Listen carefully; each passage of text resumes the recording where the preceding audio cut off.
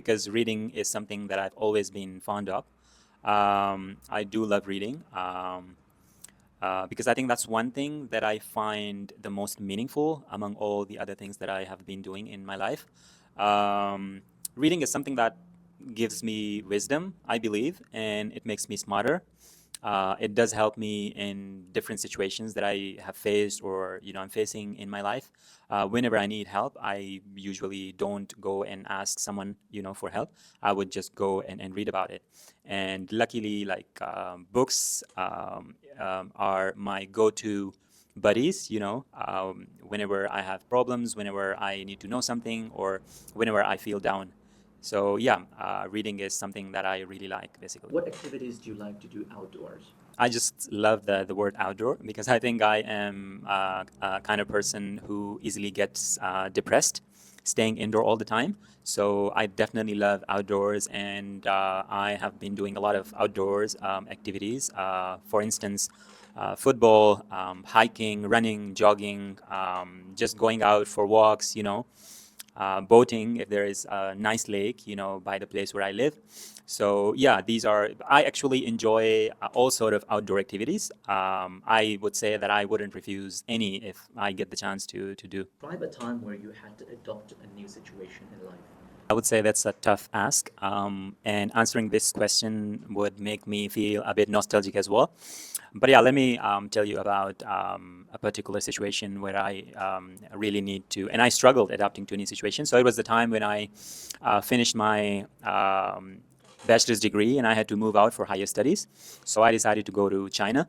When I moved to China, I was actually shocked by a lot of things. It wasn't just a cultural shock, because China is a country where the language is different, the weather is different, the culture is different. Yeah, the topography is different. The people are different. So there were just so many things that I needed to catch up on. And I was from a really like a small rural village. I wasn't exposed to that many things in my life. So the moment I stepped in China, the first challenge that I faced was the language barrier. I wasn't able to talk to anyone. I wasn't even able to ask for help. And on top of that, I wasn't even able to say any type of greetings. Like, I did ask my friends, and now you'd be thinking that why didn't I do my research before I moved to such a country? I think, yeah, that was something that was a shortcoming from my side. I did my research, but when I stepped on that land, I forgot all the learnings. So I did not even remember how to say like hi. Anyway, but I've got some friends over there that taught me how to basically communicate, with the people a little bit, or ask for help or ask for directions and stuff like that. But over time, China weather is completely different as well. So talking of weather, like I'm from a town where the summer is like super hot, but the winter is not that cold, right? But China has like extreme temperatures, and the city I was studying in was basically very extreme. The summer is like super hot, and the winter is like deadly harsh. So I got sick a few times adapting to the weather as well, but somehow after a few years, I think I've got the immunity to withstand the extreme weather conditions.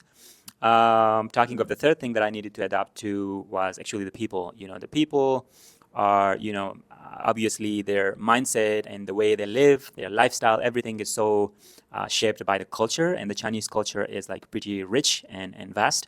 So I had to learn a lot about their culture. For example, you cannot gift a Chinese person a green hat, because that would mean that that guy is cheating on, his or her, girlfriend or boyfriend.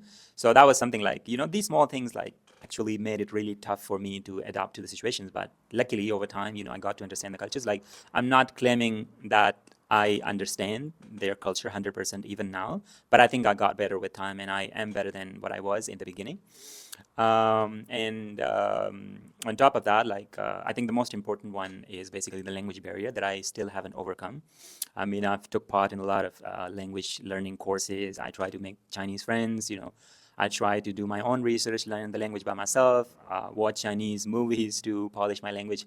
But still, you won't believe Chinese language is literally like aliens language, and I'm still not able to write it very well. I can communicate it, but writing and listening is also sometimes like really tough, because Chinese people speak very, very fast. So you wouldn't be able to catch up their words. So yeah, to sum up, there is, the harsh weather, there's the language barrier, there's the culture. So these are the things that I needed to adapt to. while I was studying in China. Sure. So why do you think some people find it way harder to adopt to a new change than others? So you do know that there are different types of people. There are introvert and there are extrovert, and now there's a new term for people who are basically both introvert and extrovert. For the first type of people, introvert, it's like their personalities that they don't want to go out, they don't want to hang out with people, they don't want to make new friends. They're just not exposed to these different stimuli that are coming from the environment, and their brain is just not adapted to handle all these stimuli. Their nervous system is basically not shaped that way. And then there's the second type of people who are extrovert. So they are the people who like outdoors, making new friends, spending time out, exploring, starting ventures and stuff like that. So for them, I think their brain is conditions from the very beginning, that their brain is so capable of handling these various stimuli coming from the environment. So now to come back to your question, I think that's the main reason, because I think brain is, let's say it's a computer, right?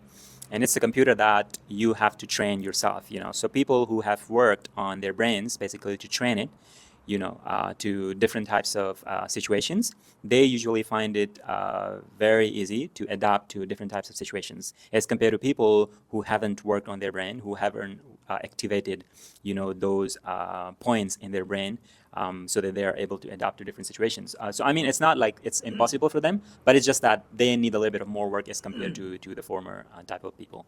What challenges do people face when they're adopting to a new culture? Right. I like that question because I think I have been through this roller coaster of adapting to different cultures. Starting from my own country. I'm from the northern part of the country, so whereas the culture is very conservative, and then moving out for higher studies, shifting to another city, the people are a little bit more open-minded. The culture is a bit different. So then adapting over there, then basically moving out and going to a country that's completely 360 in terms of culture, language, and everything. So I think I do have a little bit of experience about that. But the challenges that you would usually face in a new culture is basically the myths, the beliefs, obviously the language, and the lifestyle. So these four things, because every culture is based on a certain philosophy, right? And that philosophy is rooted in the system of evolution of ideas. So basically people develop and drop different types of beliefs, and sometimes these are myths. You never know, but this is how it works. This is how philosophy works. You can sometimes find it really hard to wrap your head around it. I would give you an example from Chinese culture, that people believe that they become animals after they die.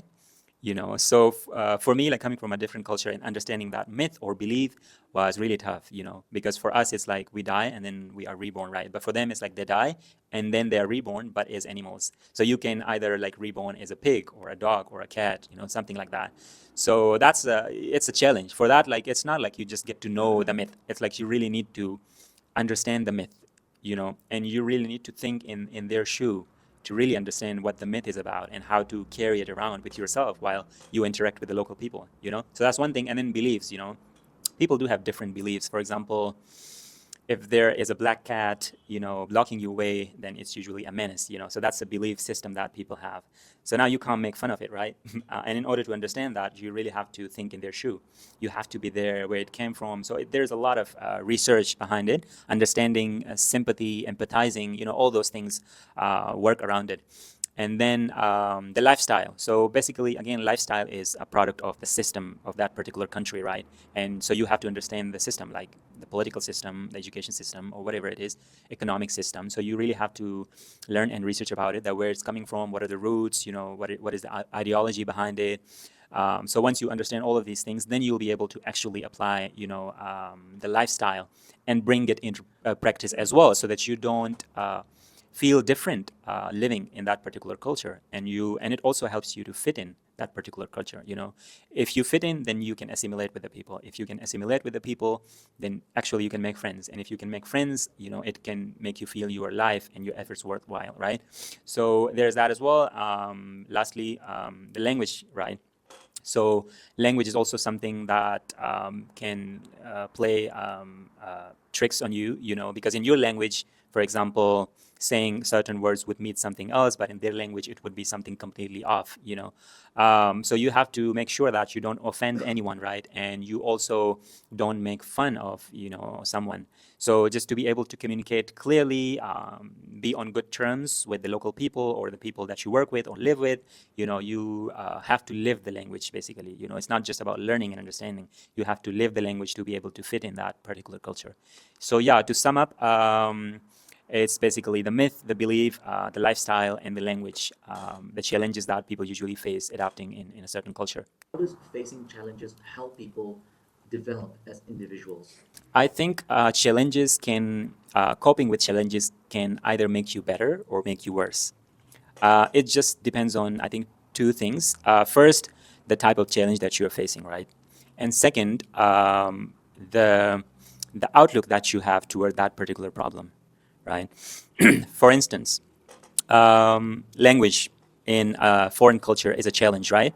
So if you get faced with that challenge, you can have a positive outlook towards it as well. Let's say you said that, okay, it's a language and, I should learn this and I should do better with it, right? So you start working towards it and you learn the language, you understand it, and you finally being able to live it and you overcome the challenges. So it actually makes you better, right? It makes you a better person because now you learn more about the people, you get a new skill on your hands, right? And also you spend your time worthwhile. So there's that. But the other way around, let's say if you face a challenge, if you're living in a society, let's say, and the people are usually evil-minded, right? And they're trying every possible way to drag you down, right? So this is also a challenge, right? But the outlook, you cannot carry a positive outlook towards these type of challenges. So it can actually stir your ego inside, and it actually brings the evil inside you as well. So you'll be like, instead of facing the challenge, you would be, getting into the conspiracy, and you'll be getting your hands dirty as well, trying to fight those people back. So these type of challenges, I think they can make you worse as a person, because, for example, you don't want to lie, but facing these people actually compel you to lie. You don't want to fight or hurt, but dealing with such kind of people can actually make you do that. So I hope you understand what I'm trying to say. It's just like it's the nature of the challenge that you face and the outlook that you carry within you towards that particular challenge. So to conclude, again, I'm saying that having my opinion on this particular topic is biased, because there are challenges that can actually make you better, and then there are challenges that can actually make you worse as a person.